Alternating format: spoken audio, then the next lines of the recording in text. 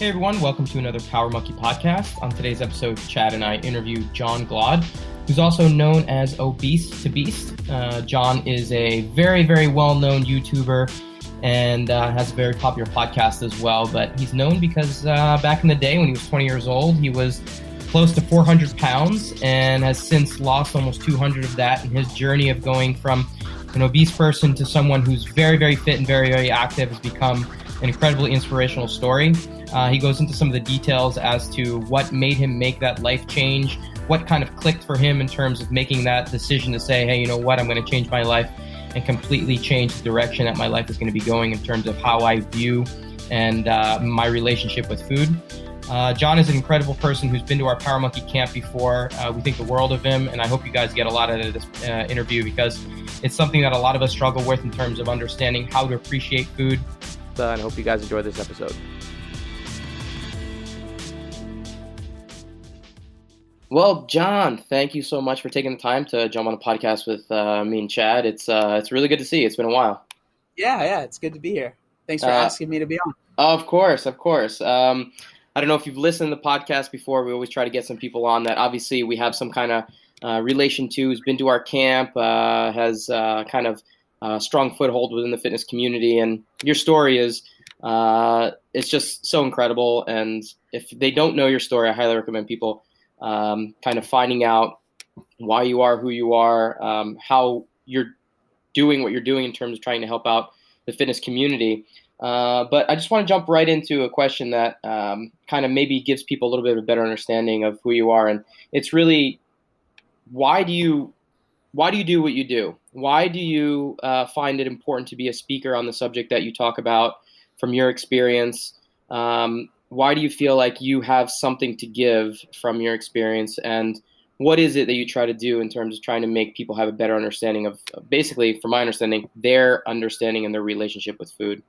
Yeah, that's a good question. So I would say the reason that I do what I do is because I know how desperate people can feel when a little bit about me is I was almost 400 pounds at one point. I lost a lot of weight, and that's kind of why I'm called Obese to Beast, right? Because I try and help people realize that you're never too far gone. And I think that that's a thought that a lot of people have, especially when you're really, really, really overweight. You get to a point where you feel like, I've tried all these diets, I've tried all of these fitness things, I've tried all of these things, and I just can't lose weight. And for me, I want to show people that no matter how far gone, you might be, in quotes, you're never too far gone. There's always a way to get out of that. And that doesn't need to mean killing yourself and doing all these crazy things. I really do believe that there is a way to lose weight, and more importantly is keeping the weight off, right? So there's a way to lose weight and keep it off in a healthy and sustainable way. No matter how much that weight might be, there is a way for you to do that. So basically, I just want to give people hope. And that's kind of why I make what I make. And I talk about what I talk about because I want people to just have some hope if they're feeling a little hopeless. Yeah, I mean, that's an incredible thing to be able to give someone. And I think a lot of people kind of fall into a similar category. Maybe they're not losing as much weight as you did, and so the starting point might be different. But I'm curious, listening to you talk about your background and being able to make that switch and say, okay, I'm overweight. I'm at a point where my life is in danger. And how do I change my lifestyle? And I was listening to you talk on another podcast or tell your story, and you were talking about you had that last meal, and you said the next day I'm going to change things. I'm going to change things, right? And a lot of people say that. A lot of people say that, I'm going to change things tomorrow, and maybe it's good for one meal, or maybe it's good for one afternoon or one day. And then things go back to whatever they were doing before. What was it that allowed you to wake up that next morning and really make your life change and consistently be able to do that moving forward? Yeah, so what I like to call that night that you were talking about, so what I was eating was I was eating a double entree plate of orange chicken and fried rice from Panda Express, and I had a large soda, right? Nice. And but what I call that moment when I decided to lose weight is my click moment. And this is the one thing that I wish I could give to other people. If I could bottle that moment up, that feeling, and sell it, I feel like I'd be a billionaire, Mm-hmm. because like, I think it's really, really powerful. And I know that you asked the question, but like the truthful answer is I don't know. Mm-hmm. Like, I don't know what it was. There were a lot of things that led up to that point, and usually when I tell this story, I talk about a lot of those things. But again, like I've had moments where I was unhappy with my weight. Growing up my whole life, and so for me, it's just one of those things that like I can't explain, but I can explain how I felt. Like I remember, so that night I had that click moment when I was eating the food. I was watching Miami Ink, and a guy was getting a tattoo where he was commemorating his weight loss, and he had lost a lot of weight. And they basically asked him, well, how'd you do it? And he said something along the lines of, I basically changed my decisions. Like it was my choice, right? And for some reason, when he said that, like the story was good and it was great, but I had heard millions of weight loss stories. I watched The Biggest Loser, all this stuff when I was a kid. None of it really mattered to me. But for some reason, in that moment, I was ready to hear what he had to say. And it struck a chord with me because I was 20 years old at the time. And I was like sick of, like, I was like, I am no longer going to blame anyone other than myself. So it's like the choices I have made have led me to where I am right now in my life. And that was, almost 400 pounds at 20 years old. Like was getting very hard to move in any capacity, like really not happy with where I was in my life. And so I was like, I can't really blame anyone else. Like I have a job, I'm buying the food that I'm eating. This is my choice. Right. And so I just remember like, I watched that and I just had this feeling of like hope kind of like come up inside me. And I know, like, I wouldn't recommend like finishing your food, but for some reason for me, I was like, all right, this is it. This is like the Last Supper, right? And but I remember, I went to sleep and I woke up the next day, and I felt like I was almost like born again. As cheesy as that sounds, Mm-hmm. like it was I remember feeling very hopeful, and like again, like I was only 20 years old, but I was kind of done. Like I was over it already with life in general, like. Just being like, if this is what I have to look forward to, I'm not really looking forward to life that much, with just the amount of pain that I was in and just all of the things that go along with being that size. So I remember waking up and just feeling hopeful. And that was the first time in a while that I had felt that way. And that day I got up, I went and got a haircut, and like that was for me. It's not like I didn't take care of myself, but I just remember being like, I'm going to get a haircut. And then I went to Vaughn's, which is a grocery store here in San Diego. And I brought water, and then I got sandwiches because I was like, I don't know what's healthy to eat, but like I knew that sandwiches was better than what I was eating, the Panda Express that I was eating beforehand. Right. And I just remember that day just being super hopeful. And I remember I used to always I would tell people when I was losing weight because I would get excited, and I'd be like, oh yeah, I'm losing weight. And then, you kind of fall off and people start asking you, and then you're like, shut up. Leave me alone, But this time I didn't really tell anyone. I might've told my mom I honestly, it's been like 7 years now. Right. So I don't really remember, but I know I didn't make it a big thing. And I kind of was like, and again, it might work for other people to tell people, but for me, it was like, I am doing this for me. And like, that was it, man. It was just, that's a very long answer, but that was it right there. Yeah. I mean, that's critical. I mean, just to be able to understand your thought process, and it seemed like you were doing it for you. You know what I mean? Not telling anyone else, this is something that I've created. So you're buying your own food is a problem that kind of like I can change, and you took it upon yourself to kind of make that change from that day one. It's not an easy thing to do. And I mean, it's just amazing to see how far you've come. Yeah, John, incredible story. I mean, I've heard your story before, pretty familiar with it. And as I keep up with you on Instagram, social media, and I see your post, a lot of it is obviously directed towards weight loss. And I don't necessarily need to lose any weight, but it's still information to me. I still learn things, and it's still more than anything. And more importantly, it's inspiring to me, motivating to me to go do some other things that I need to do. So you're doing a lot for people that do need to lose weight. You're doing a lot for people that don't necessarily need to lose weight, but need some inspiration. But I wonder, in you doing that, if you're up in front of a group of people and you're speaking, when you spoke at Power Monkey Camp, or when you're putting out this information and you're trying to help other people, is there anything in it for you? Is it therapeutic to you, so to speak? Is it a release? Is it something that helps you continue to keep the weight off? That's a great question. I've never been asked that. I would say to a certain extent, like having a following and like being able to speak to so many people absolutely is helpful. Like for me, it's more helpful than it is detrimental as far as like just being like, I don't want to be fatty again, right? Like, so it really does help with that.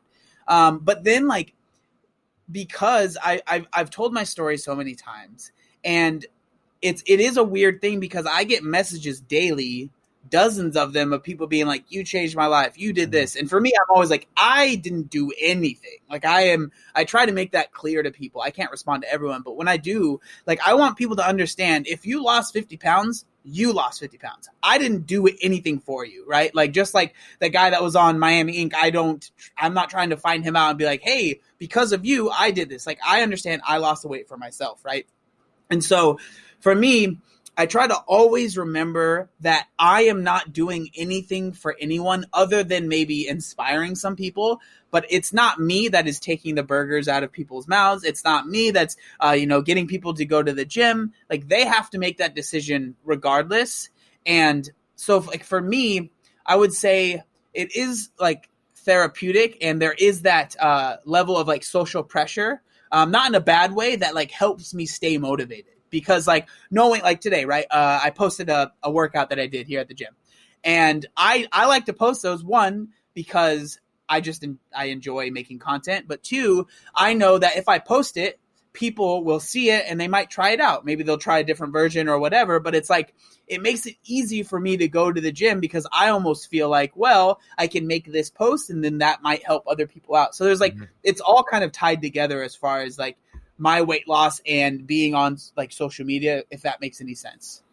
Yeah, it does. Absolutely. I mean, a lot of times I only work out just because I have to create content. So it's a beautiful thing. So like you said, it all works together in what we do and what we're trying to accomplish. But, with all that information that you do put out, John, I wonder, because I see a lot of stuff that you post, like you say, there are no weight loss hacks. Fat burners aren't good. They don't really work, that kind of thing. So what are a few of your favorite, or a few myths that annoy you the most that you try to put out there and kind of bash? Yeah. Well, I mean, I could go on forever, but like I would say like the things that frustrate me the most when it comes to weight loss, and I mean, you could even say certain influencers and certain people is taking advantage of people that are very vulnerable. Okay. So so for me, and this is just being completely honest, when you get a large following because you've lost weight, the majority of the people following you are trying to lose weight. Right. So it is very easy to take advantage of those people. That's just the truth of the matter. Yeah. Whether that is selling fat burners, whether that is selling skinny teas, whether that is selling wraps, like all of these things, it would be very easy for me to say, this thing helped me a lot and I can make a lot of money on that. And I have people who used to be friends of mine that started doing that, and I made it very clear I'm not cool with that, So a lot of people are like, oh, you just like, it's all drama. And like, I would, to a certain extent, maybe you can turn it into it being very drama, TMZ status kind of stuff.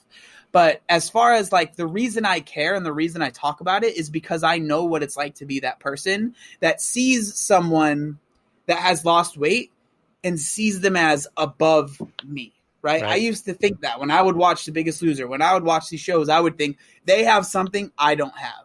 So what is that thing? And if they were to sell something, I might have bought it. Like, I don't know, right?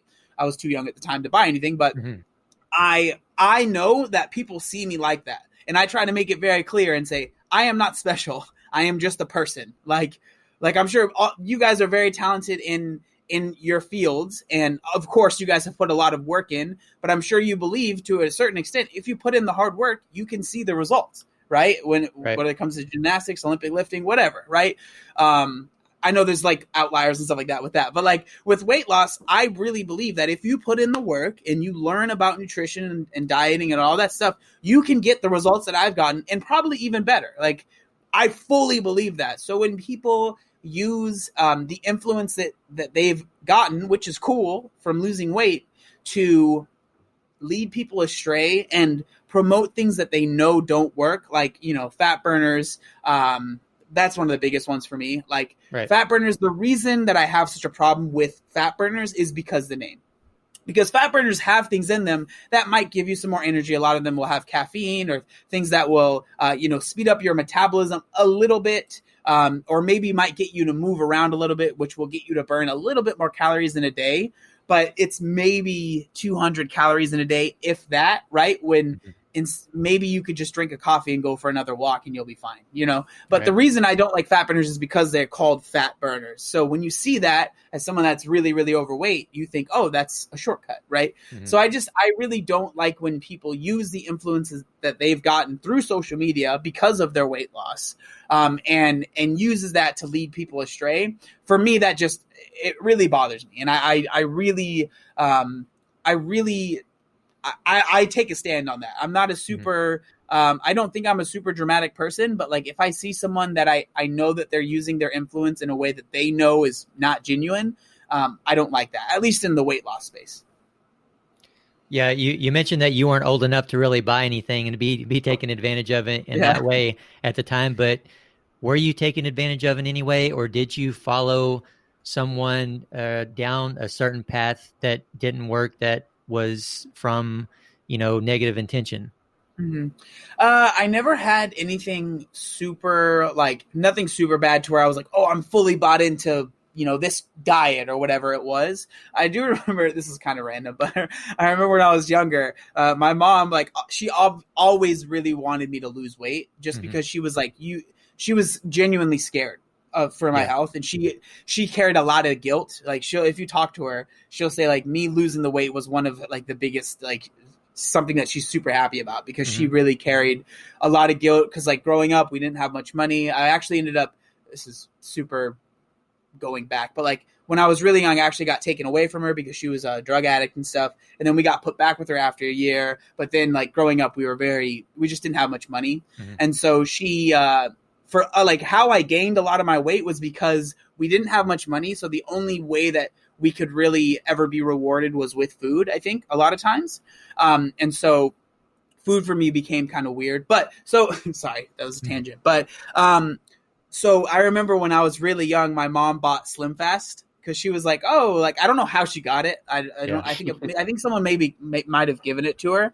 But I was legit 9 or 10 years old, right? And so I saw Slim Fast and I was like, oh, sick.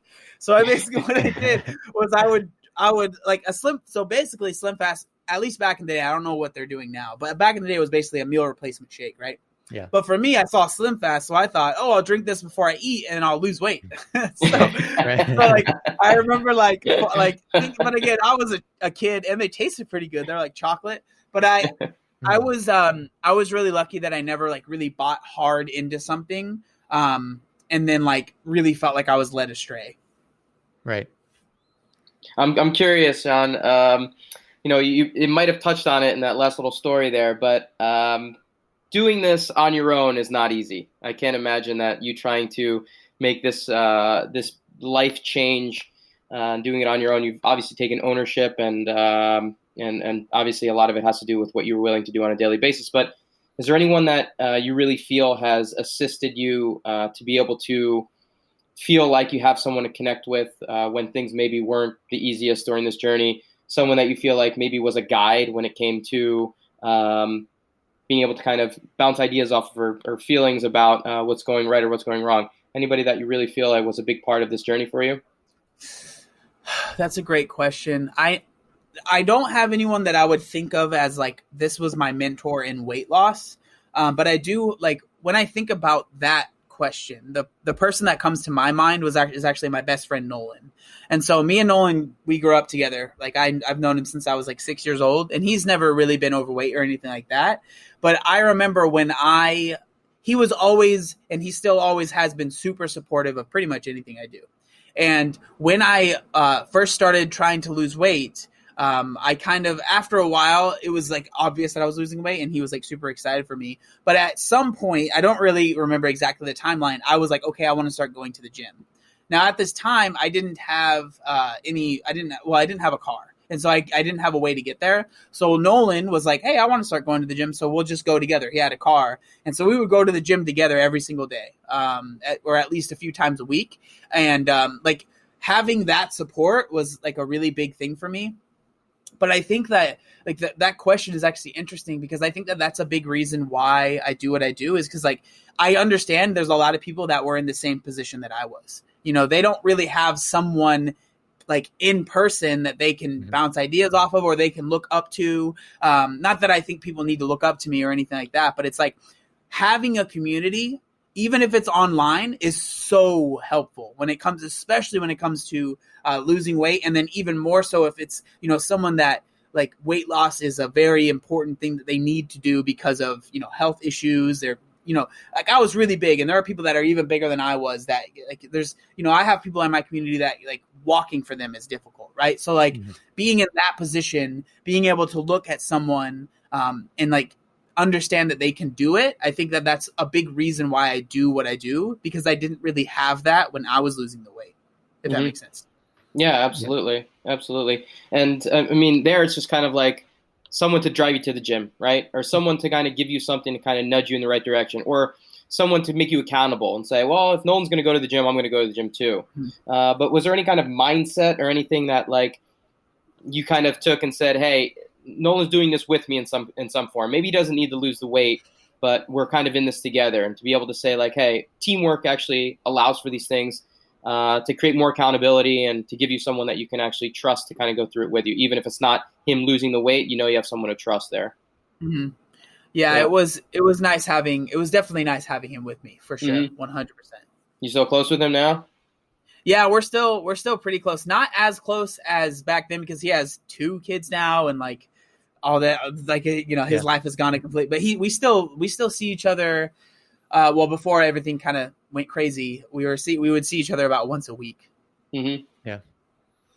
Yeah. Something interesting to me that I didn't know, as you were talking through your story here, John, is that you made that decision one night. It's almost like you woke up the next day, the light bulb had went off, and you were kind of off to the races. And it doesn't seem like you ever turned back from that point. But I have to wonder, what was the hardest part along the way? There was surely some sort of roadblock, or, you know, was there ever a time where you kind of fell off the wagon, so to speak, and you started eating a lot again and you had to kind of restart? So I'm really lucky that I never had a time where I really fell off and like gained a lot of weight back. But there was definitely a time where I struggled a lot. And so this is actually something that I talk about a lot, is when you have a lot of weight to lose, it can a lot of times start with good intentions. So for me, it started with good intentions. I was like, okay, so what I did when I started is what I call the common sense diet. So it was like cutting out soda, which I used to drink like a 2 liter of soda every day, right? So like soda, junk food, and fast food, I cut that out. But then at some point along the way, you know, a year and a half in, it became what I would call disordered. And so it became, instead of, oh, I'm eating healthy, it was like, how little can I eat and still function? Right. You know? And so it got to a point where I was struggling with binge eating, and I didn't realize at the time, but I was. So I had this mindset, and I used to think it was a good mindset, where if I could do it for one day, I should be able to do it for a bunch of days. So for me, that was food. So if I can eat 700 calories a day, like one day, why can't I do that for a bunch of days in a row? What ended up happening was basically I was starving myself. And then so the way that it kind of manifested for me was I would go 3 or 4 days eating 700 calories, really, really restricting. And in my mind, I'm thinking I'm being disciplined. I'm being like, this is what you need to do. Right. But then after about the 3rd or 4th day, I was ravenously hungry to a point where it's like I would binge. And I remember in those moments, and I struggled with it for a while, that's when I really felt like I'm just barely hanging on by a thread, you know? And like really being afraid of like, I'm going to gain the weight back. It's just a matter of time, you know? And I remember really being scared and really being like, just feeling like I was just hanging on by a thread. And now I haven't binged in 4 years now, I would say. And I mean, we could go into that story too if you guys want, but there was a time where I was like really, really afraid of kind of slipping back. Like I never really did, as far as like weight gain, but there was a time where my eating was very, very unhealthy and very, very disordered. And where I was like, I might be going back to that point. Right. So you feel like the binge eating was stemmed from not eating enough through a certain amount of days in a row. Yeah. So again, I'm not an expert on binge eating and stuff like that, but I can just speak to my experience. So it was the way that I can explain binge eating for myself was I would over restrict, but it felt like there was like a grim reaper behind me almost, or something like this, that I could feel their presence every day. Yeah. I could feel them watching over me. So like when I would be doing well, that's in quotes, I could feel them, but I could kind of just ignore it. But I could still feel like their breath, kind of over me. And then eventually, like usually the days that I would end up binging, I kind of decided to do it, but not like it's hard to explain, but it's not like I was like, okay, I'm going to binge today. But it was like, I woke up and then halfway through the day in my head, I was like, yeah, it's going to happen. Cause like he had already grabbed me at that point. Right. And so for me, a binge always happened at night. So I never did it during the day. So like my family never really saw it, but like I remember one time I binged on cereal, and I ate a whole box of cereal completely dry with no milk. And I just remember being like, I don't even like this. It was just regular Chex. It wasn't even like a good cereal. It was like plain Chex. And like, I just ate it, and I ate the whole box. And I was just like, why did I even do that? I didn't even want that, And so for me, like that's kind of the best way to explain the binges, and they would be scary. And then again, the way that the cycle would always play out was I would restrict, have a binge, and then the next day it's like, okay, you fell off the wagon again. I didn't know what I was doing. I didn't know what this was called or that it was even a thing, right? I just felt like I wasn't being disciplined.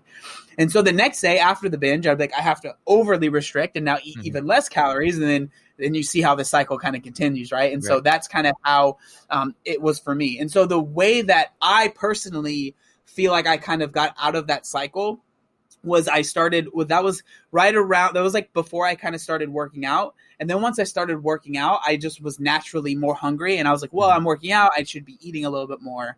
But it didn't completely fix itself right there. And so the way that I think it kind of, for me at least, kind of resolved itself was I ended up, what was it, like 4 years ago now, I did a men's physique show. So, you got all spray tanned and on the board shorts and you're like posing and stuff. And so I did like a whole like bulk for that. And then I cut down and I got down to 180 pounds, which I weigh like 210 pounds. So I got like pretty lean for myself. And through that, I was tracking everything that I was eating. And I was like, I think tracking is a great tool, and like it can be really helpful for a lot of people. But for me, I got to a point, like once I did the show, I was like, I don't want to track again, ever again. Like I was over it. And so, but I remember thinking to myself when I was dieting for the show, like I am terrified of what it's going to be like when I'm done with this show and done with this prep, because I knew I'm done tracking. Like I knew that I didn't want to do it anymore, but I knew that could lead to some serious weight gain. And even people that aren't coming from my background of losing a significant amount of weight that compete in these fitness shows and men's physique shows or whatever, a lot of people gain a lot of weight just even if they were a normal weight beforehand, right? And so I knew all those stories. I was terrified. Like I was seriously terrified, but the amount of terrifiedness that I had didn't outweigh the amount that I was sick of tracking. So I was like, I'm still not going to track when I'm done. So I ended up stopped. I did the show. It all went well, whatever. And the next day I'm like, okay, I'm not going to track anymore. And I was super scared. And I think personally for me, the reason that I was able to do that and not gain a significant amount of weight was honestly finding like CrossFit and functional fitness, because before that I was only doing bodybuilding style workouts, right? And it's all about how you look and that's it. And it's like cardio is an afterthought kind of thing. At least for me it was. And so finding functional fitness and CrossFit and whatever you want to call it, I realized that there was so much that I have not explored in fitness. and that like I felt like I knew what fitness was. It was being on stage and being super lean. And I think through that, because I was expending so much more energy, I was so much more hungry. I was okay with gaining weight because it meant, okay, my deadlift is going to get higher. I'm going to be able to do box jumps. And I want to learn kipping pull-ups. I want to learn how it is with CrossFit. There's like a million different things that you want to learn. And so I was like okay with gaining some weight because one, I knew I was super skinny anyways and I needed to gain weight. But like being okay with gaining weight because I wanted to gain strength and all this stuff, for me, I just got really lucky with that. Things I think fell into place when they did, because there's a lot of people that have been in my position that they didn't get so lucky. And I mean, obviously I feel for them, but that just wasn't the case for me. Mm-hmm.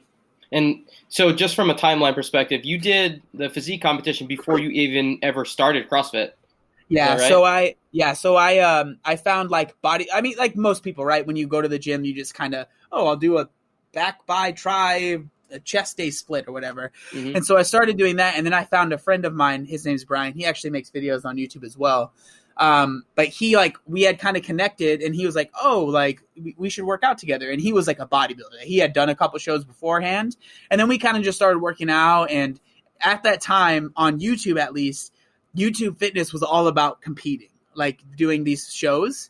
And so like I started watching these other people that were doing it. And then for me, it was like, I'm not seeing anyone that has lost a massive amount of weight that has done a show. And I was like, I could be that person, and it kind of just evolved from there. And then after I did the show, it was probably only like 2 months after is when I found CrossFit and started doing CrossFit. Mm-hmm. And what was that like for you? What made CrossFit kind of click for you, and what made it kind of like be the one that you wanted to kind of start to jump into in terms of your next part of your fitness journey? Yeah, I think honestly for me, I watched the documentaries and like seeing what people were capable of, I was like blown away. And I think on top of that, my brother he's lost about 40 to 50 pounds.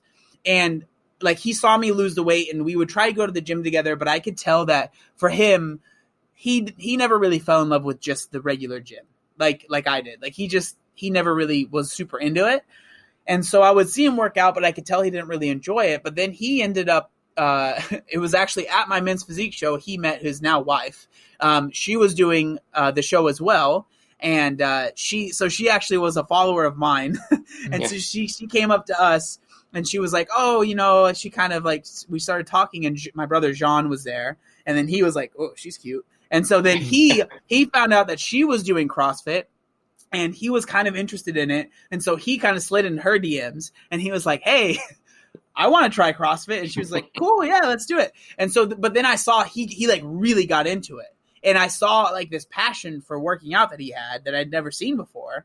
And then it was literally because he had me watch the documentaries. And like literally before I had stepped foot in a CrossFit gym, I had already bought a pair of Metcons and I was sold. Like I was already, I didn't care how bad I was at CrossFit. I was going to do it. Like, That's awesome story. I love that a girl, second-handedly brought you into CrossFit. That's awesome.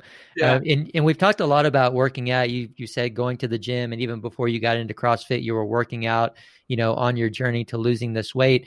And I wonder, do you think it's necessary for someone trying to lose a lot of weight, someone that's very big, to work out, or can they do it with just food? That's a great question. I think it's 100% possible to lose a lot of weight without working out. I like to say that weight loss happens in the kitchen and fitness happens in the gym. And so they're very complementary things, and that I think everyone should. Like, I'm not saying that you shouldn't, but like it is possible. I lost my first 50 or 60 pounds without going to the gym because I couldn't afford a gym membership, and two, I didn't have a car, like I said, so I just couldn't even go. But I think that's one of the things that I try and tell people all the time is I get messages literally every day of, I want to lose weight, but I can't go to the gym. And I'm like, then don't go to the gym. It doesn't matter. You don't need to be there, right? Or I want to lose weight, but I hate going to the gym, or I get scared going to the gym. And so I say, you don't have to go to the gym, right? If you find that you love going on walks, then do that. Or you love running, or you love biking, or you love doing gymnastics, or like just find something that you enjoy, because it doesn't matter. Like if you can find the perfect program, right? Say if someone wrote you the perfect program, but you hated doing it, you're not going to do it. And so if you find something that is maybe 80% as good, but you're going to do it 100% of the time, which one would you choose, right? It's going to be that one that's maybe 80% as good. So it's the same thing with fitness. Like, if you don't love going to the gym, I'm not saying you have to go to the gym or you have to do CrossFit or you have to do any of these things. But if you find that you enjoy it, then 100% you should go for it. But I do think that, like, so many people get caught up in thinking that what you do in the gym or the workout that you do is this huge component in weight loss. And I personally believe that that's not the case.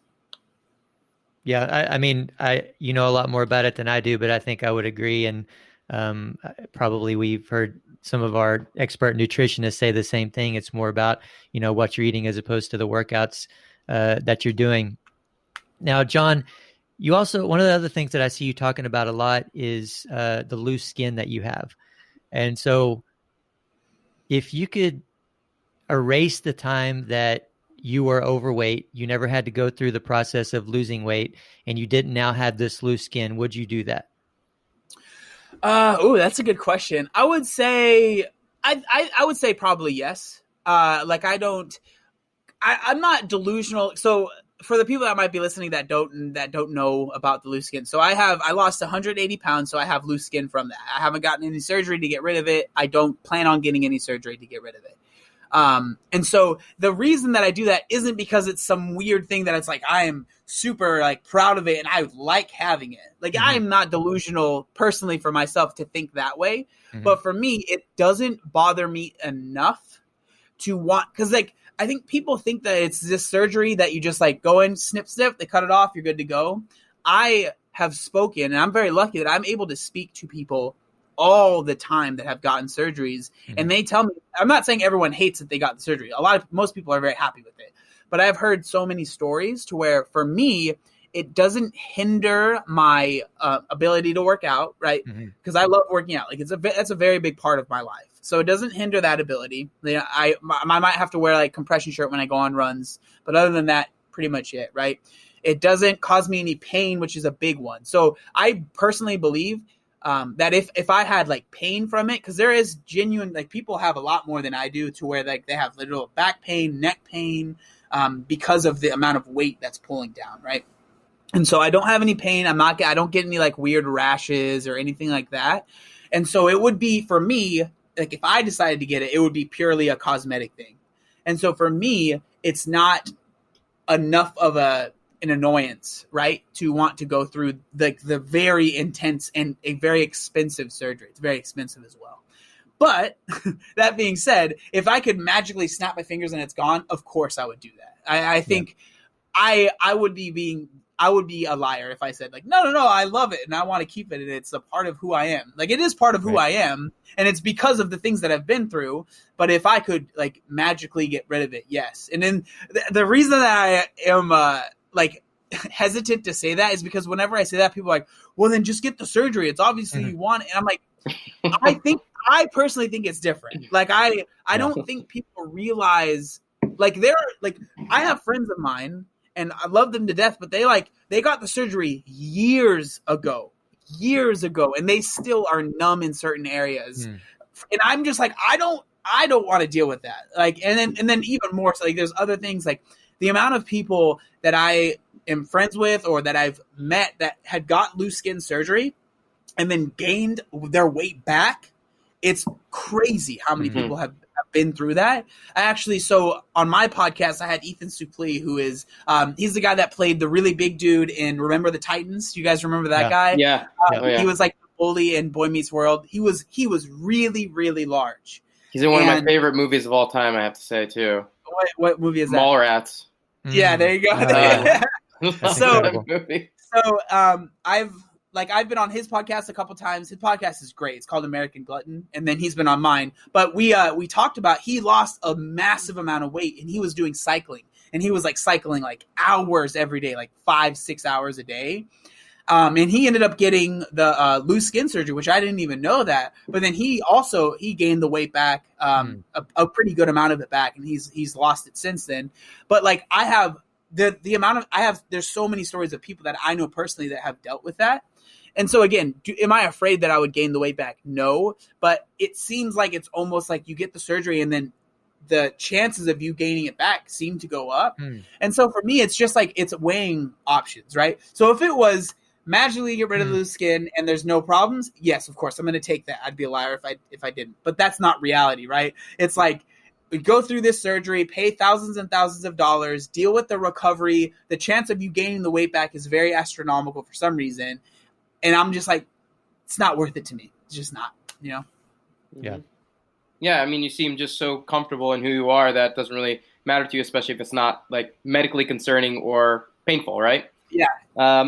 John, you seem like an incredibly competitive guy, and it could be just because I know you from the CrossFit world, and all of us CrossFitters are very competitive. But I'm curious. I mean, you did the physique competition. You joined CrossFit and seemed to be very active in the CrossFit community. You mentioned earlier that you're on your way to participating potentially in your first triathlon as well. Yeah. I'm curious if like all of these fitness challenges are a way for you to stay motivated, or if you just like to see how far you can push your body now that you have it, and kind of a new lease on life in terms of like, hey, I have this body now. Let me see what I can do with it, kind of thing. Let me take the wheels out for a spin. But is it competitive nature that's in you, or is it just let me see what I can do with this body that I have now? I would say it's a mixture of both. So I'm competitive, but not really with other people.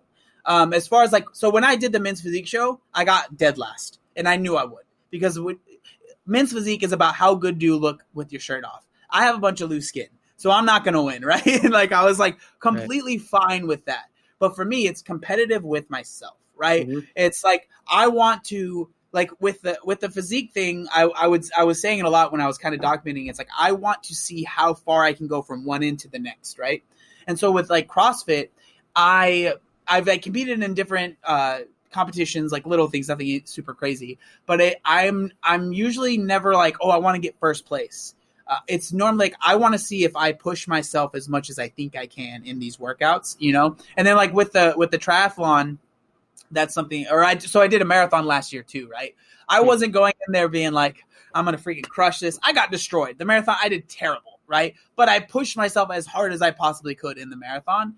And so for me, it's competitive, but it's competitive with myself because I know where I was when I was at my heaviest and I was so lazy and I just didn't try. And I was very like defeatist, and like growing up, I think part of that was I was actually in special ed when I was a kid.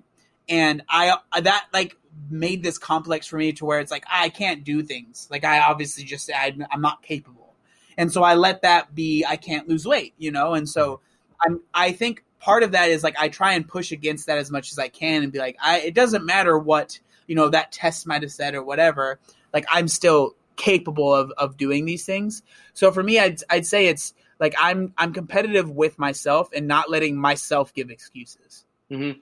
So for like a competition, like, or doing your triathlon, do you have specific goals that you set for yourself, or is it just, I'm going to try to complete this thing and just see if I can actually get through the whole thing? How do you set goals along with those things you've never done before?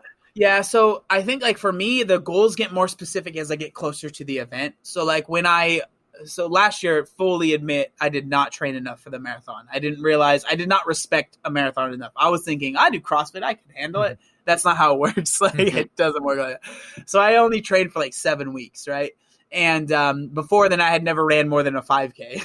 And so I was just like, yeah, I'll be fine. I wasn't fine. It took me, so like just for people out there, it took me 5.5 hours to do the marathon. At mile 17, I ran up until mile 17. Mile 17, I completely fell apart. I had to walk for like 1.5 miles, and then I was able to run. So, and obviously I wasn't running very fast. So for me, with the marathon, once I got closer, I was like, okay, there's no way I'm going to get an impressive time here. So I just need to finish, right? And so with the triathlon, I'm going to do the Olympic distance, which is like it's not a super long event. It's nothing like an Ironman, but it's long enough. Like I'm thinking for myself, it'll probably be around 4 to 5 hours with all the events together. I don't know exactly yet because I've just got a bike and I've done 4 bike rides. You know, I've been running a lot, but and then swimming, I can swim not well. So it's like, I don't know exactly, like I wouldn't say I want to get this time because I have no idea what that means yet. Mm-hmm. Yeah, I've got to say, John, I mean, just, you know, hearing what you're training for and that you're doing that and just once again, watching you on Instagram and seeing you at Power Monkey Camp, man, you're a very good athlete. You move very well with the barbell. You pick things up quickly, coming from a teacher and a coach that works with a lot of people. I'm not sure if Dave would say the same thing, but from my perspective, I think your gymnastics is awesome as well. Yeah, I appreciate you saying that. I remember, I remember I was at Power. I went to the 7. I think I was 7. And man, it was humbling because I appreciate you saying I move well, because I think the complete opposite. Sure. I remember, and this is just, I'm not sure if you guys remember this, but I remember we were doing one of the weightlifting like classes or whatever you want to call it, and everyone moved better than me. And I remember being like so embarrassed because I have like ankle issues to where it's like my mobility in a squat is really bad. I need to have lifters. At least like that's how I feel, right? I'm sure you guys would be like, I disagree, but whatever. Like I really rely on those things. And it seemed like everyone else, it was like we were doing the squats with the plate, holding it out and stuff like that. And everyone was like moving super great. And I'm like, oh God. And like, and so it was humbling being there. And obviously, like, I remember I was really frustrated. I got unbelievably just like really, really, because like I'm competitive with, like, I wasn't really comparing myself to these other people, but I couldn't help but do that, and I felt like, do I even deserve to be here? Like, am I like, so it was tough, man. And like, I think when I went to the camp, I had only been doing CrossFit for like a year and a half. So I was still learning a lot as well. But I appreciate that. But I mean, it was humbling for me. And, I've been working on it. I'm still not the best mover, but I love seeing all your progress with gymnastics stuff too, with your muscle ups and how far your handstand walks are coming now. I mean, it's amazing to see how far you've come. It's just to show, like, one, you care about the movement, you care about the movement quality and actually getting better. It's not just about the workouts. And, you put the time in, and just like you would with a diet, you see the progress and you see the kind of the fruits of that labor come with the way you move better. So I really like saying every time you put up a gymnastics video, I'm like, yeah.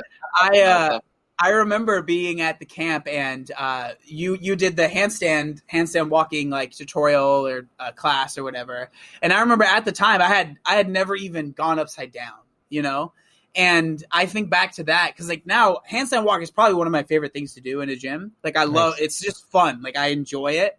And so but I remember like we were on like that super padded mat and like I was still afraid to even kick up. And then like I kick up and then I have, the person that's kind of like holding my legs and I'm basically just like full weight is on there. And they're like, and they're just like, and I'm like, yeah, I'm doing it.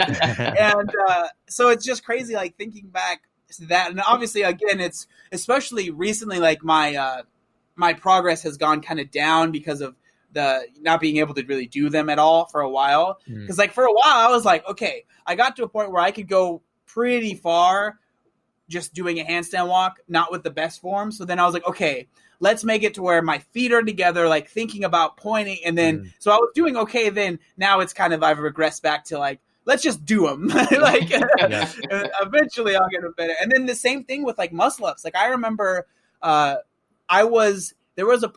first bar muscle up that I ever got was during the open. It was 17.2, I think it was.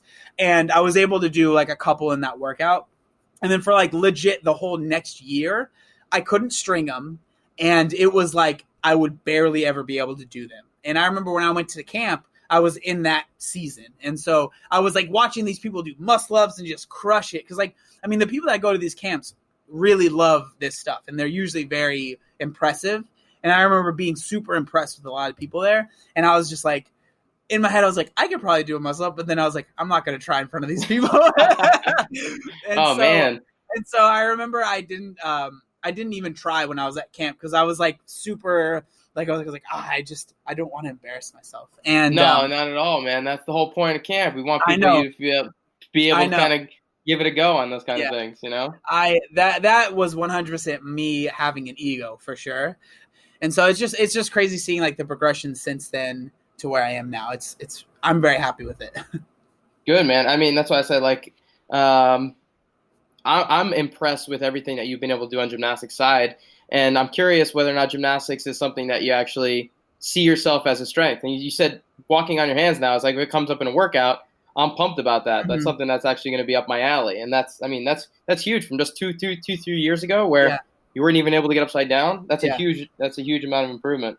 Yeah, I would say I don't think that like it is a super big like strength of mine, but I would say that it's not a super large weakness. You know, like there's like there are people in my gym or just like people that you'll see, you know, this is not me talking crap about them, but it's like if there's like any pull-ups or anything, it's like they go from being at the top of the leaderboard to the bottom. For me, it won't really knock me down, but it's not like, oh, gymnastics, I'm going to completely like be on the top, you know, but I would say when it comes to like if it's bar muscle ups, my ring muscle ups aren't as, it's because I don't practice them as much. But like with bar muscle ups, I'm really really happy with where they've gotten. And like for me, I think the reason I enjoy doing like handstand walks and muscle ups and stuff like that is because I remember the first time I stepped foot into a CrossFit gym, I saw people doing stuff like that, and I was like, okay, I'll never be able to do that, but like that's fine. I remember thinking that, you know. Yeah. So the fact that I can do it now and like I can like I've like helped people, you know, I'm not a CrossFit coach or anything like that, but you know, just like in class, like, oh, try this, you know, and I've been able to help people do the things, you know, and a lot of that obviously is like just stealing your guys' cues and then like, hey, this is my idea. Yeah, that's what we're doing for. But like being able to really show people that, like, I mean, there was, not to be super like cheesy or whatever, but like there was a time where I could barely bend down and tie my shoes, you know? Yeah. And so to go from that to being able to do like muscle ups and especially like walking on my hands, like that's the one thing that like if I ever post like a video of me doing it on my Instagram, people are always like, that's insane. That's so crazy. And for me, it's like, well, I mean, I've worked a lot on it, but I'm glad you think this. And like, for me, I'm just like, trust me, if I'm able to do this, anyone can. Because like I remember when I first started CrossFit, I tried, oh my gosh, man, like I could do pull-ups, and if you asked me to do a kipping pull-up, I was like, nah, I can't do it. Like my body awareness was so bad. It was so bad. And I remember being absolutely terrified to do a snatch, like terrified. And but like at the same time, I really respected the movement, you know, like I was like, it was very clear to me, this is not a joke. Like these are very like technical things. And so I think like for me, I think it was like a good thing and a bad thing. Cause like a bad thing was like, I would not try things a lot of times because of how much I respected it. But at the same time, it was a good thing because I wasn't just trying to be like, okay, let me try and snatch 135 for the first time I've ever touched a barbell, like, you know, throwing it over my head. And so, but yeah, it is kind of cool if I think back, because I actually, when I did switch to CrossFit or whatever you want to call it, started doing CrossFit, I actually filmed it and like put it on my YouTube channel. So there's like videos of me doing my first ever like CrossFit workout. And it was double unders, deadlifts, and rowing. And I remember I'm like in the video, I'm like, all right, we're going to go on the row machine. And like, it was just like, and the deadlifts, I was like not super comfortable doing regular. So I just did sumo deadlifts in the workout. And obviously the double unders, I did singles, and even then I was like, it was a complete disaster, but at the same time I loved it, you know? And so it's cool. I think that's one of the things when it comes to like functional fitness or like CrossFit that I really enjoy is that the progress is a lot easier to see than if you're just worried about your physique, right? It's really hard to see, oh, I've put on 2 pounds of muscle over the past year. Like it's kind of hard to see that, you know? Yeah, for sure. I think we need to link to that video, huh, Dave? That'd be awesome. Oh yeah, we'll put that in there for sure. That first CrossFit workout. But you know, John, I think the reason why you're able to improve so much in these movements, like we're talking about, and again, you know, as a coach and a teacher, I've seen, as Dave was saying, your movement improve through the years as I've been following you. I think you have a natural ability to zone in on those types of details that it takes to make those changes and to learn from your mistakes. And it seems like that's one of the things about your character and your personality that allowed you to lose the weight. And, you know, that being said, I want to go back to one of the things that you said in the very beginning.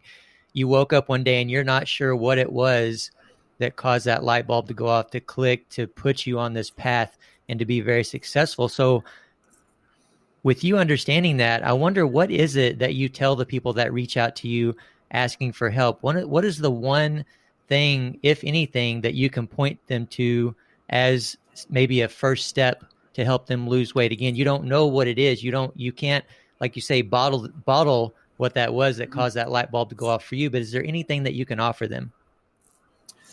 The honest answer to that is there's nothing I can do to make someone do something.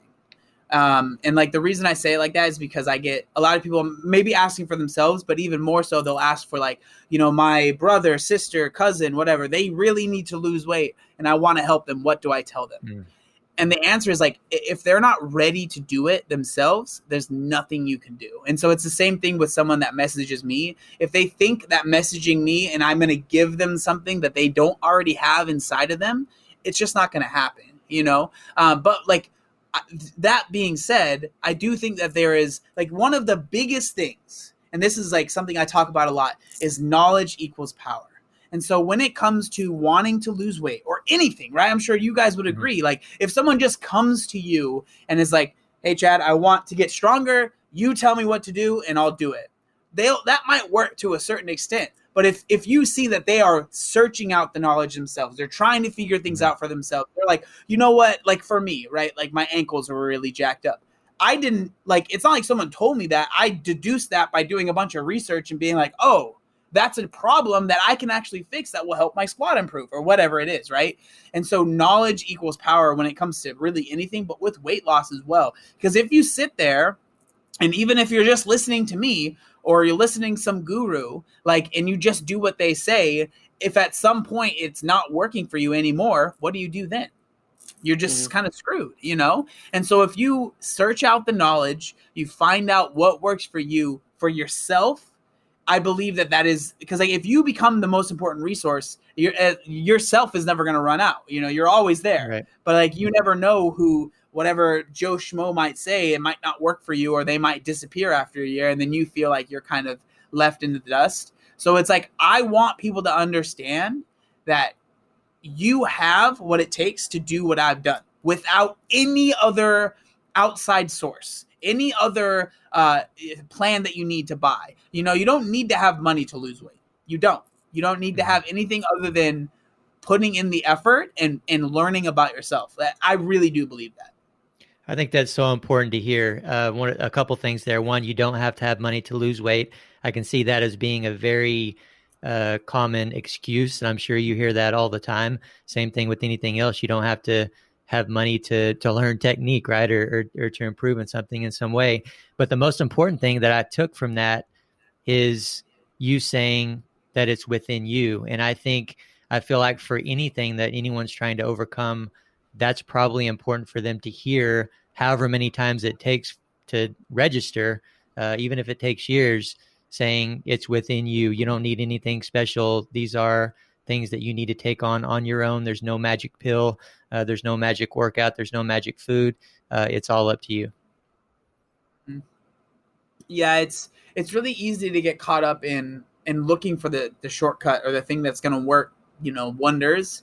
And it's just not there. It doesn't exist. And don't waste your time with that. Spend that time improving the little things that you can in yourself. And you will see results. It's just, that's what I believe. So John, as we kind of get towards the end here, I want to kind of ask questions about your future. What do you see kind of coming up for you next? What are your plans or what are your hopes for what you're doing, not only with your podcast and with your YouTube channel and things like that, but kind of what are your hopes and plans for the next kind of phase of what you're doing with everything? Well, right now, obviously, I have my podcast that I really enjoy. I do it with my brother. What's the name of it exactly, so we can direct everyone there? Yeah, it's called Work for Change. And so we call it a podcast that's supposedly about fitness because a lot of times it's not about fitness, but we have fun. But, just doing that, we're working on a rebrand right now. But then as far as what I'm doing, I honestly, and I'm not sure how many people would answer it this way, but I love what I do and I love doing it the way that I'm doing. And so I don't have some plan to completely grow and change everything. And for me, it's if I'm doing the same thing that I'm doing right now in 5 years, I wouldn't be mad. There might be people that's it's not enough growth or whatever. That's not how I feel. I'm very happy with where I'm at. And so, but as far as obviously just wanting to grow and learn more. And then I have obviously the triathlon that I want to do. It will probably be next year, to be honest, because just with everything going on and when can things even happen. But, as far as like training, I want to do that. I want to get to the point where I'm confident in riding my bike on the road because I'm still kind of scared. But those are the goals. Awesome. Well, we do have a couple of quick questions if you're okay with answering a few before we get you out of here. Is that all right? Let's do it quick fire. So the first one is the most critical of the three, and I actually have no idea which way you're going to go with it. But we always like to ask the guests, which sport or discipline do you prefer, gymnastics or weightlifting? Oh, no. Wow. I would say both. I would say, I think for me, gymnastics, because I was not expecting that at all. I will take it. I would say one, because freaking squat cleans are still freaking really tough and my front rack mobility is so bad. But I think because of every time when I do ring muscle ups and handstand walks, it's like I can't believe I can do this. Like it's really that simple. But I will say my favorite movement is a power snatch, and it will always be a power snatch. I'll just have to take that. I'll just have to take that and run with it, I guess. Constellation prize, I guess. All right. Question 2, John. If there's anybody that you would like to see on the podcast, who would it be? Someone that you've had a conversation with that you think is a great speaker, somebody that has impacted you, anybody that you think would be a great guest on the show? On this one? Yeah. I would say that who we were talking about earlier, Ethan Suplee. He is he's a great guy. Like I would just ask him about Morris the whole time. I don't think I could have him on. Right. That's fine. He's seriously though, he is I'm actually driving up to LA to be on his podcast again tomorrow. He is doing so much as far as like learning about nutrition and learning about it's just he's a very interesting person. And he's had some experiences that I'm just like blown away by. And so I think you guys would have quite an interesting conversation because he's a very naturally curious guy. Like he'll probably end up asking you more questions than you ask him. Like that's awesome. Just how he is. All right, we got to hook that up. I would love to have him on, and hey, that's fine. He can take over the podcast for a day. Right yeah, right. All right, last question here for you, John. The first part of it is, what do you prefer, books, movies, documentaries, or TV series? And whichever one you pick, do you have one specific that you recommend? Ooh, I will say documentaries are my favorite things to watch. Oh man, what would I recommend? I'm trying to think of ones that I watched recently. I'm sure it's probably the Tiger King, right? It's got to be the Tiger King. That one was. I would say that's less documentary and more entertainment.